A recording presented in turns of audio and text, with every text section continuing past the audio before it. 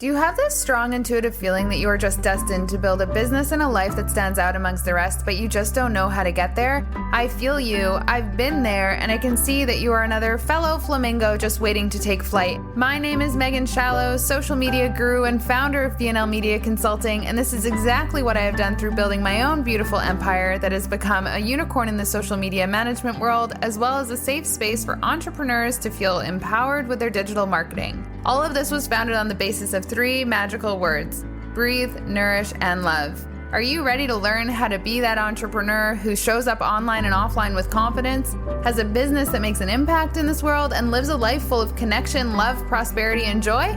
If the answer is yes, then let's go. Hello, and welcome again to Fly Flamingo Fly. I am coming at you at 9:42 p.m. on a Wednesday evening, and I was hit with inspiration. Little bit of a backstory. So B&L has been going through a little bit of a growth spurt / end of summer. We lost some of our students, and for the first time in a while, we've learned what it feels like to be short-staffed. I have so much empathy for the businesses that have had to deal with short staff issues for a very long time. It can be really hard on the entrepreneurial body to try to be the CEO and to be a staff member at the same time. My brain's a little full, but I'm getting it. I got a download. And so I'm really grateful for this opportunity to have been able to step back in. And I've been a social media manager for we're going on 6 days now. Have I made mistakes? You betcha. And has the team helped me and able to better myself as a social media manager in this current day and age? Yes. But also I was reminded why I love doing what I do and why I built B&L in the first place. And I just got chills even thinking about it, because it really is just the power that we have to help so many people and to connect so many people. Really lights me up, and it's the purpose for why I started B&L. So this episode is going to be all about listening to your community. And this is going to be targeted towards business owners and anyone running an Instagram account, specifically Facebook, LinkedIn, all of that too. It can play in, but I just love the power of Instagram and how it can connect online and real world people together, or using the online world to connect real people in real time.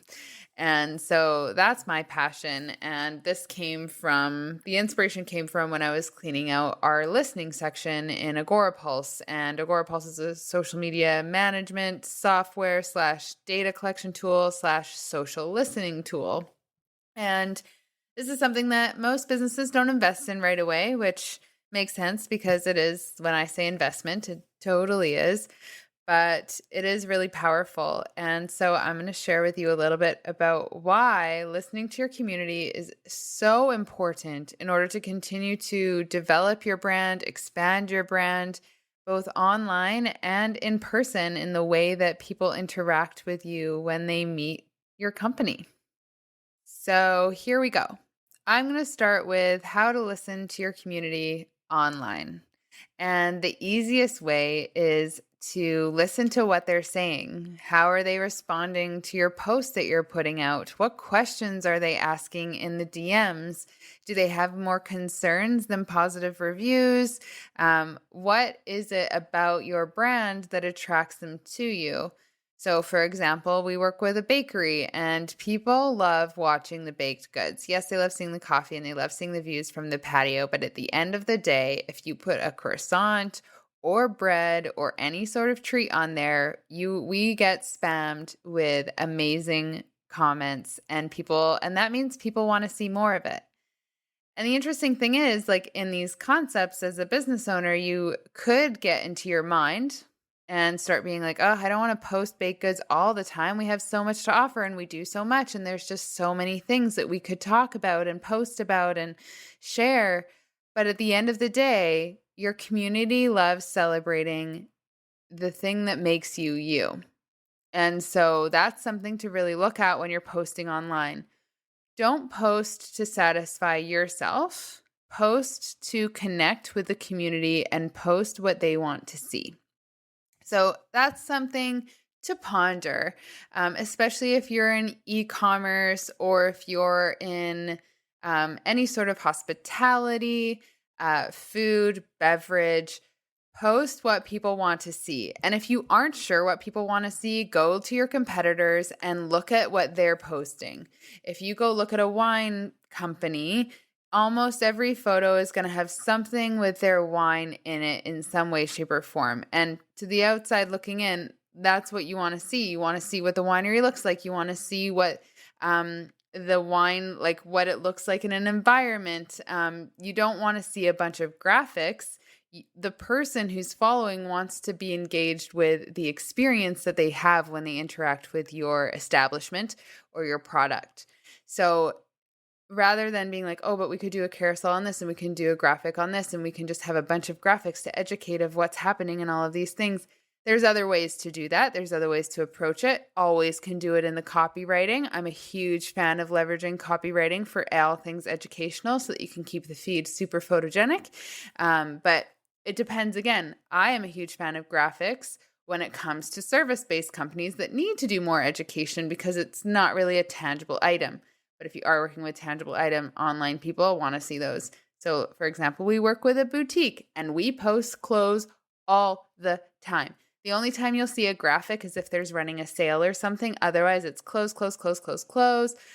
Every single day, all the time, that's all you're seeing is the products because that's what people are looking for. And everyone's getting a kick about dream shopping or window shopping on Instagram. So that's a little tidbit for online. The next is in person. And I love visiting establishments that we work with that have brick and mortars because I love to feel the vibe of the location, because that allows us to bring our social media strategies to life online, because the goal is we want the vibe of the feed to feel like the vibe of the actual physical place. So the best way to do that is to go in person or to hang out in your place if you are the one running it and watch what people are doing. What are they engaging with? Are they looking at the mugs and do they love them? Are you watching them pull out their phones and take photos of the mugs that they're drinking from?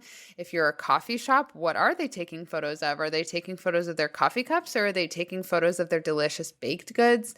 Are they doing Instagram stories? You can tell when someone's doing an Instagram story or a Snapchat, or even a TikTok. Like you can tell all these things when you're watching your customers interact with your brand in person, but also listening to what they say. How are they? I'm going to keep using the coffee shop idea because it just really lands for me. I might use a brewery one too because I just went into a brewery the other day for a client. And yeah, so when someone walks in, what's the first thing that they do? In this coffee shop that I know and love and that we support and help with social media, everyone always goes to the baked goods and they drool. They can't choose. They don't know how to choose. They don't know how to choose which one. They want them all. They know they have to make a call. And they always make an order for their food first, and then they'll choose their drink options at the till. So that's the first thing that everyone's thinking. In the brewery, same thing. People come in and the first thing they start looking at is the flights on the wall. So that's where their eyes are going and that's where they're spending a lot of time in decision making, and they're just loving all the names and all the things and they're talking with the person at the till. So that is number one, obviously beer and treats.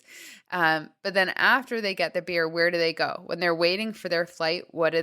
Do they go sit down? Do they go play a game? Do they take a look at all of the different swag that you have to offer?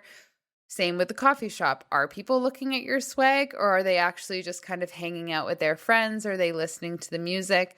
All of these things. Watch your people. They don't have to say a thing to you. You can just listen and people watch, and you will find inspiration for your feed like endlessly. So that's another thing that I love to do. I always people watch, and I love engaging with a brand in person because it does really help. And so if you can, definitely do it. Next, behind the counter. Listen to your staff. How do your staff talk about your business? How do they talk about you? How do they like to engage with you? How do they like to be engaged with the brand? What do they say about working for your company outside of the world. And I'm sure you can get a gauge pretty quickly on whether someone really loves where they work and why, just by hanging out with them behind the scenes. So, your staff, honestly, are what drive the brand to become stronger, and they're huge brand representatives for you as you continue to scale your business. So, staff, more than anything, help define and strengthen a brand. And BNL honestly would not be here today without the amazing unicorns that I have behind me that work all of their magic on social media. As if you do follow us, you have seen over and over again how wonderfully talented and brave they are to continue to show up on social media all the time. They do all the copywriting, they do all the graphic design, they do all the reels creation, on top of running reels, stories, posts, and engagement and influencer marketing and all of those fun things for other clients as well. I love them. I'm grateful for them. And they are the ones that have inspired me to continue to build BNL, and is actually why I refreshed my brand in order to align with the vision that they were bringing in and the energy that they were bringing into the space alongside me. Because it's not just me. Your staff are huge and they are your biggest brand supporters. So listening to your staff community, another thing that is going to help you elevate your brand, your business, as well as your social media marketing. And then last but not least, other businesses. What are other businesses doing? Keeping an eye on your competitors. I don't even like the word competitors because we're all collaborators in this space. We all have something different. We all have a different heart, a different story that's behind the business and a different purpose. But everyone is doing something differently. And I am a huge fan of looking towards what others are doing and being inspired by them. You're not competing with them. You're being inspired by them and looking at what's working for them in their marketing and seeing what aligns with you and how you can take that same concept and bring it into yours, into your business, but make it your own. And so never copying because it just doesn't work, but you can definitely take the time to reflect and see how you can twist it and bring in some inspiration for you. I don't spend a lot of time on social media anymore in like the regards of like watching people, but I should. And I was inspired today by a conversation I was having in one of our admin meetings. We have admin meetings once a week with our accounts director, our content director, as well as our HR admin.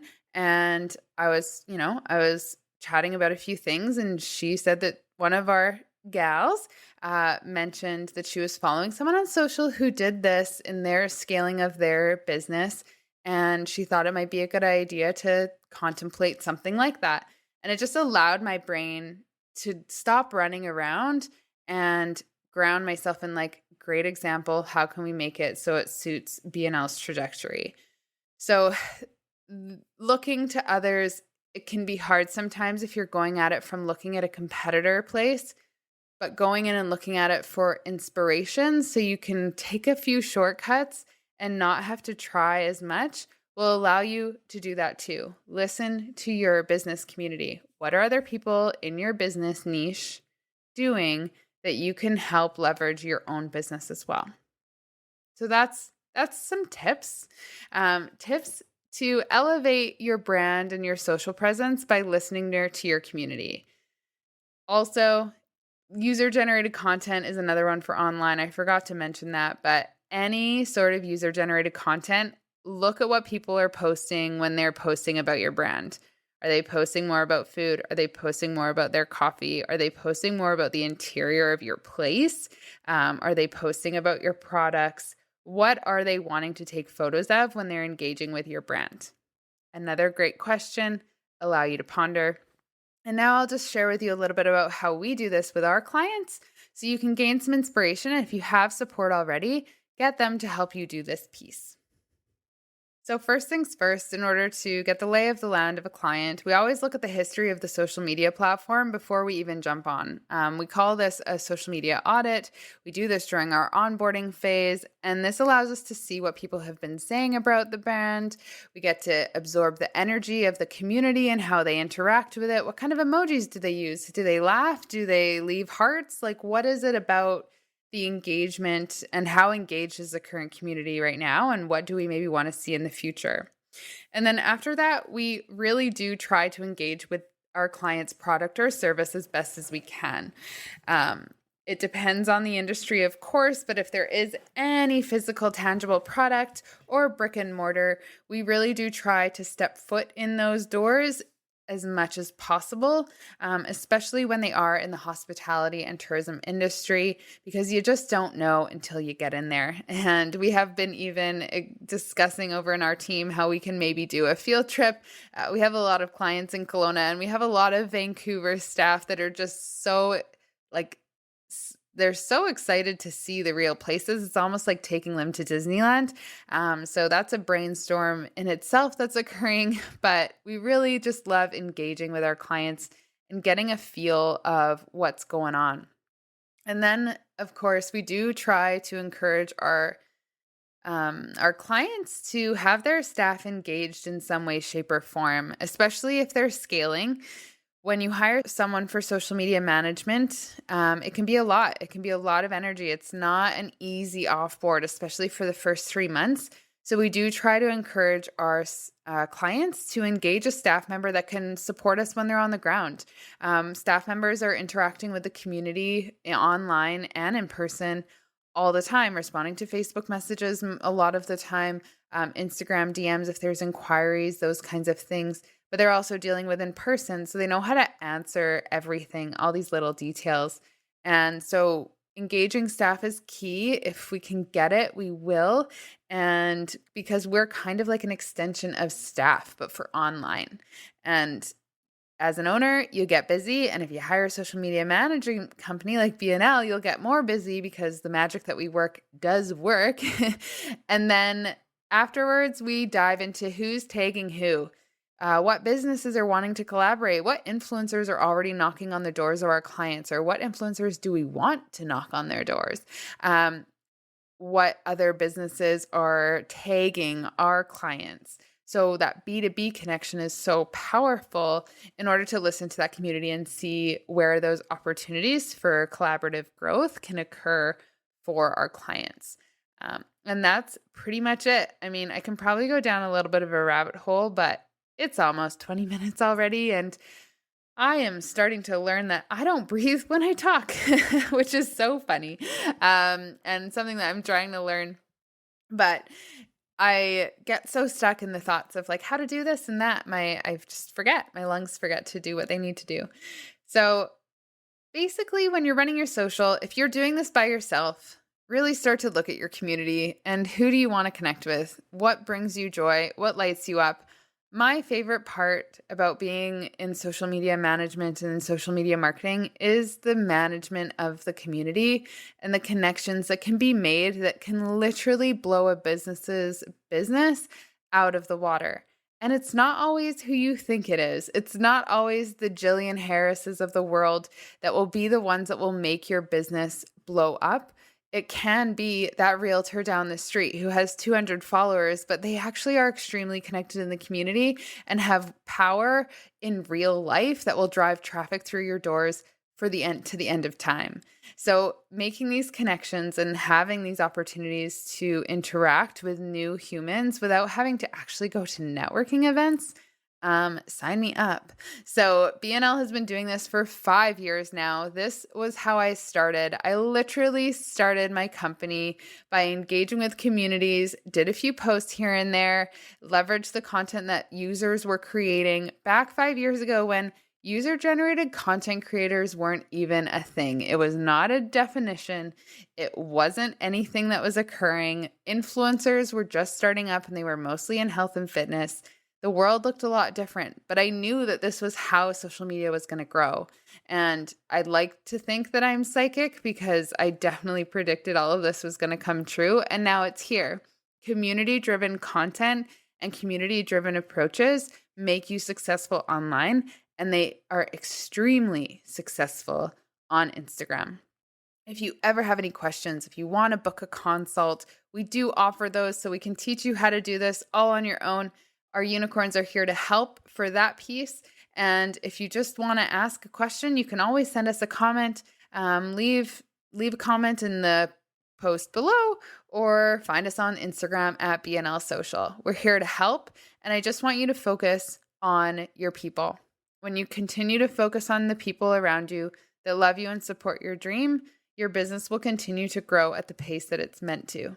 And I shall leave you with that. Have an amazing rest of your day, evening, morning, wherever you're at. And I hope that you have such an amazing time during your day. Take risks, embrace the change, and continue to fly forward. Thank you. Thank you so much for joining us on another episode of Fly Flamingo Fly with BNL. We are so grateful you stopped by, and we hope that something from today's conversation ignited the inspiration you were looking for so that you can keep moving forward towards the life of your dreams. This podcast was produced by BNL Media Consulting with the amazing help of Podigy Podcasts. We'd love to hear your takeaways from this episode, so be sure to leave us a review, as well as give us a follow on Instagram at BNL Social. If you need any help with your social media marketing, feel free to visit our website at www.bnlmediaconsulting.com, and we would be more than happy to support you. We hope you have an amazing day, and we cannot wait to connect with you again next time. Have a good one, everyone.